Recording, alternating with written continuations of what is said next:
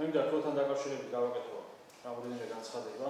პირველ რიგში თქვენის ნებართვით მინდა მოვიხილო შაშანდელი თველი და ყველა შევახსენო ორგანიზებების შესახებ, როგორც სახელმწიფომ გაატარა ამ დარგის ხელშესაწყობად. პირველ რიგში მინდა შეგახსენოთ, რომ დაახლოებით 150 მილიონი ლარი შევიდა შაშანდელი თველის შედეგად მხოლოდ კახეთის რეგიონში.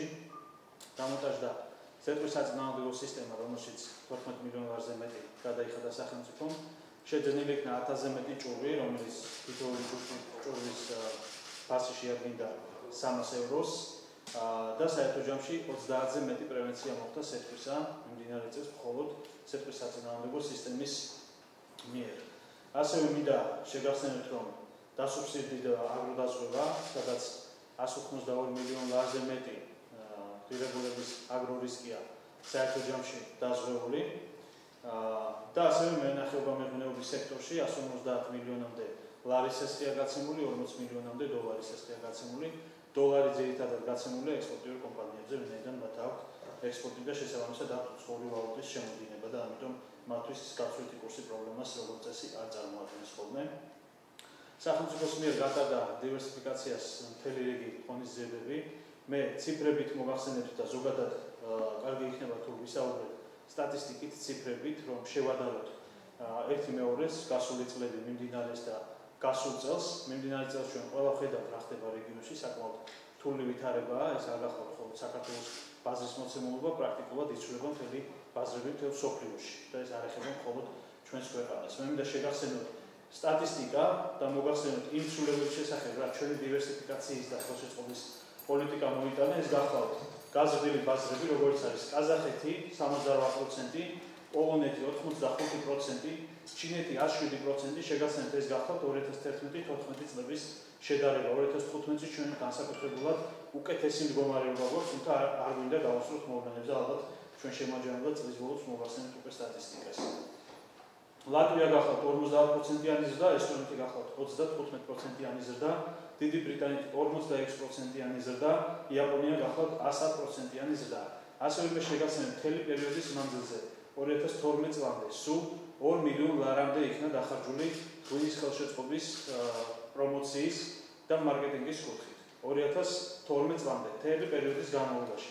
მხოლოდ 2014 წელს ჩვენ 5 მილიონი ლარი ავაწყებთ ამ მიმართულებით, საიდანაც 99% ამ დახარჯული თანხებისა მოვიდა არადესეთის ქვეყნებს. მათ შორის არც ერთი ლარი რუსეთის ბაზარზე ქართული ღვინის პოპულარიზაციისთვის არ დახარჯულა. ეს ძალიან მნიშვნელოვანი ინფორმაცია და თქო გაითვალისწინოთ. ასევე მე მოგახსენებთ უკვე არსებულ მდგომარეობას, რა ხდება წელს თვალთან დაკავშირებით. პირველ რიგში მინდა გითხრათ, რომ ნამდვილად ის რეალობა, რაც რეალურად ხდება, არ შეესაბამება იმას, რაც ზოგადად გადაიცემა მასმედიის საშუალებებით და მე კონკრეტულ არგუმენტაციებს მოგიტანთ ამასთან დაკავშირებით. პირველ რიგში მე მინდა შეგახსენოთ, რომ ჩვენ შარშან არ ვგეგმავდით თველის სუბსიდირებას. მიუხედავად ამისა, შევისწავლეთ რა შემცირებული მოთხოვნა ბაზებზე, ჩვენ გადავწყვეტეთ სუბსიდირება და ეს გახლავთ 35 თეთრი ყურძნის შემთხვევაში და შავი ყურძნის შემთხვევაში 15 თეთრი.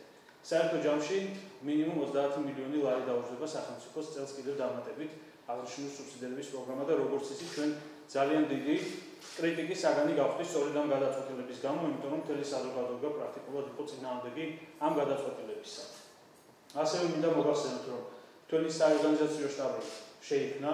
პრაქტიკულად ამ დღეებში იწყება აქტიური ფაზა თველისა, იმიტომ რომ არ იყო ფორმირებული ჯერ კიდევ ყურძენი და შესაბამისად ჩვენ ვფიქრობთ, რომ უკვე ხვალზე კიდევ უფრო აქტიურ ფაზაში გადავა. ამ მომენტისთვის უკვე 4000 ტონამდე ყურძენი არის ჩაბარებული. ესეც რომ კარგად გვესმოდეს. ასევე მუშაობ ჩვენი ცხელი ხაზი, ონლაინ რეჟიმში შეგიძლიათ შეხვიდეთ და ყველა ეს ინფორმაცია თავად ნახოთ, რომელიც ყოველ წუთს პრაქტიკულად იცვლება. ასევე მინდა მოგახსენოთ, რომ არსებობს ძალიან ბევრი მიმართულება, სადაც შეიძლება ჩვენ ხელი შევუწყოთ და ძელვადიან პერსპექტივაში ჩვენ დაგეგმილი გვაქვს და უკვე ჩვენ მქონდა შეხვედრა ადგილობრივებთან ჯერ კიდევ სეზონამდე. ჩვენ გეგმავთ სიღნაღში და დედოფლის წყაროში კოოპერატივების გაკეთებას. ეს გახლავთ უკვე ძელვადიან პერსპექტივა, მაგრამ მომავალ წელს უკვე ეს გეგმაში გვაქვს. როგორც არის ანალოგიური დარჩელში მოგახსენება თხილის კოოპერატივი, სადაც 552 წევრი იყო გაერთიანებული, შეიძლება უკვე კიდევ უფრო მეტი გაწევრიანდა და სადაც შეიძლება მოსახლეობას გაწევრიანდა თავიანთი ყურძნისგან მიიღონ საბოლოო პროდუქტი, რომ ის დამატებული ღირებულება არ დაკარგონ, რაც შეიძლება ჩაბარების ნაწილში მიიღონ და ეს ამ რეგიონში, ამ თვითმმართველობაში მოაგვარებს პრობლემას. ასევე მე მინდა მოგახსენოთ ფასებთან დაკავშირებით იყო ფასთა სხვადასხვაობა. ძალიან მნიშვნელოვანია რომ ჩვენ არ დავაფიქსიროთ ფასი, ძალიან მნიშვნელოვანია რომ ჩვენ ბაზას არ ვუყანახოთ ფასი. და ნებისმიერი ფასი, რომელსაც სახელმწიფო თავის ნაწილში დააფიქსირებს ჩაბარებისთვის, ეს გახლავთ მხოლოდ საბაზრო ფასიდან გამომდინარე. ეს არის მნიშვნელოვანი, ჩვენ არ ვუყანახეთ ბიზნესს, იმიტომ რომ ბიზნესს აქვს თავისი მოთხოვნები, მოთხოვნა მიწოდების საგანი გახლავთ და შესაბამისად ჩვენ საბაზრო ეკონომიკის პირობებში არ შეიძლება ვუყანახოთ ბიზნესს თუ რა ფასი უნდა დაადოთ მათ ნებელს. ამ შემთხვევაში მე გეტყვით რომ თეთრი ყურძნის შემთხვევაში 60 თეთრი რაფაშიც სახელმწიფო ჩაიბარეს იმ შემთხვევაში თუ კერძო სექტორი არ ჩაიბარებს ყურძენს და შავი შემთხვევაში საფერავზეა საუბარი რა თქმა უნდა გახლავთ 85 თეთრი სახელმწიფოს მიერ ჩასაბარებელი ფასი. ეს გახლავთ ჩვენი მინიმალური სრული ფასები იმისთვის რომ ჩვენ არ ვიყოთ კონკურენტები და ამასთან მე მინდა სრული პასუხისმგებლობით გითხრათ რომ პრაქტიკულად ეს გახლავთ თითქმის 100%-იანი მოგება გლეხებისთვის ჩვენ გავითვალისწინეთ და სწორედ ამ მომენტით შევედით სუბსიდირებაში დავითვალეთ რა თვითღირებულებები რომელიც ახლავს თან ყურძენს. ამიტომ მე მინდა ესეც გვესმოდეს რომ არავითარი 5 ლარი კილოგრამი ყურძენი ვერავის ვერ დაუждდება მე თავ შევიკავებ ახლა დაკონკრეტებისგან არსებობენ სპეციალისტები მე როგორც ვიცი იყო ამაზე საუბარი ზოგადად პრესაშიც მედიაშიც და ყველამ ძალიან კარგად იცის თუ რა ჯდება და ამიტომ მე ვსმენთ ამ მოცემულობით რომელსაც ჩვენ თავაზობთ ბაზარს არანაირი წაგებაზე და ზარალზე საუბარი არ არის. ასევე მინდა თქვენი ყურადღება გავამახვილო ძალიან საინტერესო გარემოებებზე, სადაც საფუძვლიანი ეჭვგავშო ზოგადად მართულია პროცესები, ვინაიდან ერთდროულად რამოდენიმე მიტინგის მოწყობა ძალიან ორგანიზებულად და ყველაფრის გაკეთება და ახალი ტრენდი შეიძლება ასე ითქვას, ვაზის გაჩეხვის მუხარები. ძალიან გთხოვ ყველას, რომ ჩვენ ვართ ქართველები და ქართული კაცისთვის ვაზის გაჩეხვა თუ ასეთი ადვილია, ის ვაზს ნამდვილად არ იმსახურებს, ეს ერთი და მეორე სპეკულაცია ამ თემით არის აბსოლუტურად მიუღებელი, რა თქმა უნდა.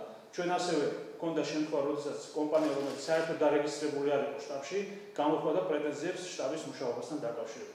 ძალიან ბევრი კონკრეტული მაგალითი გვაქვს, ჩვენ გვექნება რეაგირება თითოეულ ღონისძიებასთან მიმართებაში, მათ შორის ჩვენ ვიცით, რომ არის ასე ვთქვათ შეგნებული გადაბირების მცდელობები, რომ რამოდენიმე კადრიც კი შეიქმნას თითქოს ხალხი შეხავს ვას და მერცმე თუ ადამიანს არ უნდა რომ მან მოგება ნახოს და ჩააბაროს ყურძენი და ურჩევნია ვაზი აჩეხოს ეს მისი ასარჩევია, მაგრამ მე მგონი ქართულობაზე პრეტენზია ნამდვილად აღარ უნდა ქონდეს. პრინციპში ეს არის სულ რის თქმაც მინდოდა, ჩვენ ინტენსიურად გვექნება კომუნიკაცია და აუცილებლად გვექნება ძალიან ყისიერი რეაგირება თითოეულ ღონისძიებაზე, რომელსაც ვნახავთ, რომ სიმართლეს არ შეესაბამება, ვინც არ უნდა იყოს და რაც არ უნდა იყოს ეს. მოდით ვთქვათ, რა ალტერნატივებია დღეს, თუ აქვს ადამიანს ჩასაბარებელი ყურძენი, რა შეიძლება მან გააკეთოს. პირველი მას შეუძლია გავიდეს და ბაზარში გაყიდოს და ლარზე იაფი მე მგონი თქვენ სადიხართ ბაზარში და ხედავთ რომ ყურძენი არსად არის. პლუს ამას ყველა რეგიონში არის სპეციალურად მოწყობილი ორგანიზებულად ეს ჯერ კიდევ დაგეგმილი იყო თავითვე გასაყიდი წერტილები, სადაც მათ სარეალიზაციო ფაქტები მიეცემათ რომ მოახდინონ პროცესის რეალიზაცია. რა თქმა უნდა, ყველა ქვეყანაში, ყველა ღვინის ქვეყანაში სახლში გაკეთებული ღვინო გაცილებით უფრო ძვირფასია ვიდრე ქართლის ღვინო. და ბუნებრივია ჩვენ თუ გვაქვს პრეტენზია რომ ღვინის ქვეყანა, თუ გვაქვს პრეტენზია რომ გვიყავს ვაზი, მაშინ ალბათ საინტერესო იქნება რომ წარმოებაზეც იფიქროს ადამიანებმა, ხო? თუ არა და ჩვენ რაც ვთქვით, ეხლა ამ ერთის მხრივ არის რომ სახელმწიფოს ჩააბაროს ისე რომ მინიმუმ მოგება ნახოს და ზარალზე არ გვაქვს საუბარი, მეორე გახლავთ რომ წაიღოს ბაზრებში და გაყიდო უფრო ძვირად ვიდრე ქარხნები იბარებენ, თუ ქარხნები უფრო იაფად იბარებენ იმ შემთხვევაში. მესამე რა თქმა უნდა თვითონ გადაწყვეტოს თუ რა უნდა ამ ვასთან შეიძლება მან ასე ვთქვათ რაღაცა ალტერნატივა მოიფიქროს, სახში დაწუროს და ასე შემდეგ კოოპერირებას ხო დღესაც არავინ არ უშლის რაც რეალურად ჩვენ უბრალოდ გვინდა კიდევ უფრო მეტად დავეხმაროთ და მომავალ წელს სწორედ ამიტომ გერმავთ ამ ქარხნების გაკეთებას, რომ კიდევ უფრო ხელი შეუწყო და ინექცია მოხდეს დაში. ასე რომ არჩევანი არის, ეს არ არის ერთადერთი მიმართულება, სადაც შეუძლია თქვა მიმართონ თავიანთი ყურძენი, ამიტომ ეს არის მათი გადასაწყვეტი რა თქმა უნდა. ჩვენ დავეხმარებით და ბოლოს არის ყველაზე მნიშვნელოვანი გახლავთ რომ 1 კილოგრამი ყურძენი არ უნდა დარჩეს ჩაუბარებელ. ჩვენ ვიცით რომ ჭარბია მოსავალი, ჩვენ ვიცით რომ შემცირებულია მოთხოვნა, სწორედ ამიტომ ეს ფასები რაც მე მოგახსენეთ, გახლავთ ეს ფასები, რომელსაც რა ფასში სახელმწიფო ჩაიბარებს ყურძენს, თუ არ ჩაიბარა ქარხანა. არსებული სუბსიდირება არის მაქსიმუმი, რაც სახელმწიფოს შეუძლია რომ გაიღოს და არ გადაიხედება, იმიტომ რომ აქ ყველაფერი არის გათვალისწინებული და ის ფასები რომელსაც ჩვენ თავაზობთ ამ შემთხვევაში უსაფუძვლოა რომ გადაიხედოს ნამდვილად. დღეს რამდენი აქცია გაიმართა კახეთში და აქტუალურად ლექის მოვისმინეთ თვითონ დასამოწმე ყველამაგიანი ამბობს რომ ის ფასი რომელსაც სახელმწიფო თავაზობს რომ გაუწესო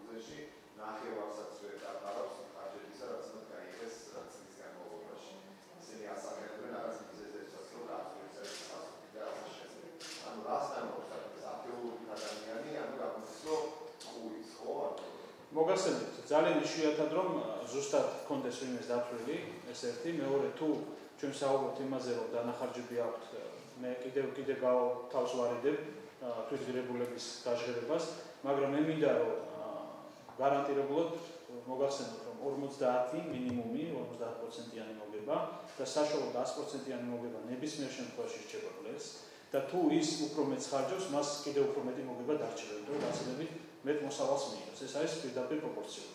მე უბრალოდ თავს ვარიდებ ხა თვითღირებულებების გაჟღერებას, ეს ძალიან მე ვფიქრობ, რომ საზოგადოება ზოგადად უკვე იცის და ნამდვილად არ არის ეს ჩემი გასაჟღერებელი, მაგრამ ამ შემთხვევაში ეს ნამდვილად არის. თუ გამოდის რომ სპეკულაცია არის. იცით რა არის, მე ამას ახალს ვერ დავარქვა, ეს ალბათ უკვე საზოგადოებამ უნდა შეაფასოს, მაგრამ ზოგადად მე გეუბნებით რა არის ჭეშმარიტება, რასთან გვაქვს საქმე და ბუნებრივია იმ შემთხვევაში, როდესაც შეიძლება ადამიანმა ზუსტად არ იცოდეს თუ რამდენს ხარჯავს ის თავის ვაზზე ან შეიძლება მას მეტი მოლოდინი ქონდა, ძალიან რთულია ხომ რომ მაგაში იმეს დავეთანხმო, რომ აი ხელაფული მიდის და პრაქტიკულად აი ამ ფასებში, რომელზეც ჩვენ ვსაუბრობთ, რომ ის მოგებას ანახავთ და მე თქვენ ძველად ამისახელებ თანამედროვე ბიზნესს, სადაც 50%-იან და 100%-იან მოგებაზეა საუბარი. მე შეხვედრის პრობლემა რა თქმა უნდა არ მაქვს, მაგრამ არის დელეგირებული ეს საკითხი, ეს გახლავთ მისერნული სააგენტო, ეს გახლავთ შტაბი, ეს გახლავთ ჩემი მოადგილე, რომელიც ყურებს და თუ ვერც ერთმა ამ ინსტანციამ ასე ვთქვათ, შედეგი ვერ მოიტანა, რა თქმა უნდა შეხვდებით. აქ საუბარია ტენდენციურობაზე და ძალიან ხშირად მე უბრალოდ თავ შევიკავებ გულწრფელად, რომ დავასახელო კონკრეტული მედია საშუალებები, მაგრამ იყო ხოლმე არაობიექტურად გაშუქებული ინფორმაცია, სადაც მე პირადად ვითხოვე, ჩემ პრესას ვთხოვე, რომ მოიცათ ჩემთვის პირდაპირ ეთერში გარკვეული დრო და მე ამაზე არაერთჯერადად მივიღე უარი. მე ამას გეუბნები გულწრფელად. ამიტომ მე ზოგადად უკვე გავურბივარ სინქრონებს, ასე კარიერაში დერეფნებში ჩაწერებს, იმიტომ რომ რეალურად არ ხდება იმ აზრის ბოლომდე ფორმირება, რასაც მე ვაფიქსირებ. ამიტომ დღევანდელი დღეს ამას ემსახურება, რომ ეს იყოს ყველასთვის გამჭვირვალე, ყველას ეს მოდეს რასთან აქვს საქმე და ძალიან ვთქვათ, რომ გადაამოწმოთ უბრალოდ. მეტი არ